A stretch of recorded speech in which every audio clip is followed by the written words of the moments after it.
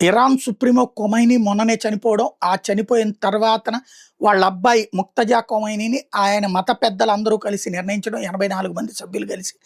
ఆయనతో అసలు ఆ సమావేశము బహిరంగంగా జరగలేదు. మొన్న బహిరంగంగా జరిగిన సమావేశం మీద బాంబులు వేసింది. ఆ తర్వాత ఎంతమంది బతికారో, ఎంతమంది చచ్చిపోయారో తెలీదు. ఎంతమంది కలిసి మీటింగ్ పెట్టారో బయట పెట్టలేదు. బట్ ముక్తజా ఖొమైనీనైతే తర్వాత వారసుడిగా నియమించినట్టు ప్రకటించారు. తద్వారా ముక్తజా ఖొమైనీ ఇప్పుడు వారసుడయ్యాడు.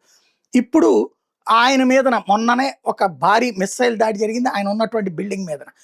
తీవ్రంగా గాయపడ్డాడు. ప్రాణాలు కోల్పోయాడని ప్రచారం కూడా జరిగింది.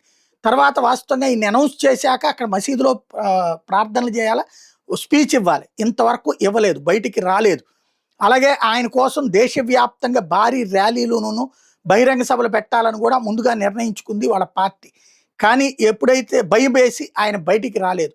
ఇప్పుడు ఆయన బ్రతుకున్నాడా లేదా అన్నటువంటి ప్రచారం నేపథ్యంలో లేదు ఆయన బతికే ఉన్నాడు, ఆరోగ్యంగానే ఉన్నాడు అని చెప్తుంది. బట్ గాయపడి ఆసుపత్రిలో చికిత్స పొందుతున్నాడు అన్నట్టు అమెరికా నిఘా వర్గాలు చెప్తున్నది.